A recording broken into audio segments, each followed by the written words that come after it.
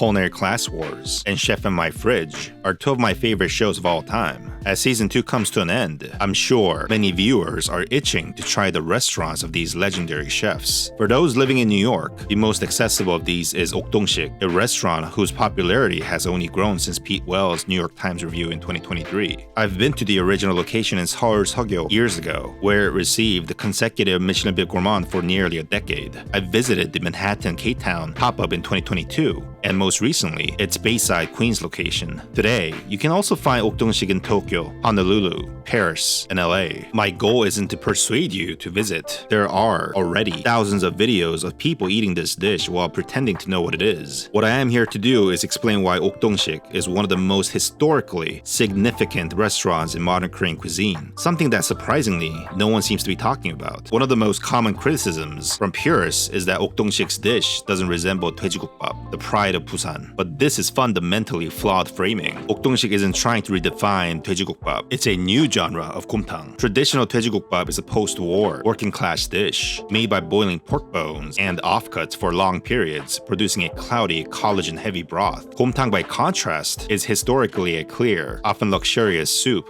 most commonly beef-based. The closest traditional reference point would be 다주곰탕. Okdongsik's broth is clear because instead of bones and organs, it uses carefully selected cuts of pork, producing a delicate, transparent, and precise broth. The rice is gently bathed in hot broth multiple times using toryum technique before being topped with thinly sliced pork. The final broth is poured at 75 to 80 Celsius, ensuring optimal aroma and mouthfeel. Chef Okdongsik modernized the 곰탕 concept by replacing beef with Berkshire K pork, a premium Korean black pig breed, transforming a humble working-class dish into a modern interpretation. This kind of obsessive, intentional design should remind you of another dish from Korea's neighbor, ramen. Ramen, too, was once a working-class dish, derived from Chinese chuka soba, almost always based on chicken broth with shoyu, shio, or miso tare. For decades, its definition remained largely unquestioned. Then Hakata-style tonkotsu ramen emerged, replacing chicken with pork bones and fundamentally challenging what ramen could be. Now there are thousands of different modern ramen styles. 돼지곰탕 is basically a Korean version of tanreike ramen. Since Okdongsik entered mainstream, clear broth pork 곰탕 has become a socially legible genre in Korea. Restaurants like Anam, 돼지곰탕 Hao, and Paegok have followed. Even clear chicken broth 곰탕 such as Gaewar and herb-forward interpretations like Deungdong Minari have emerged. Anam, Gaewar, and Deungdong Minari are all now Michelin Bib Gourmand rated.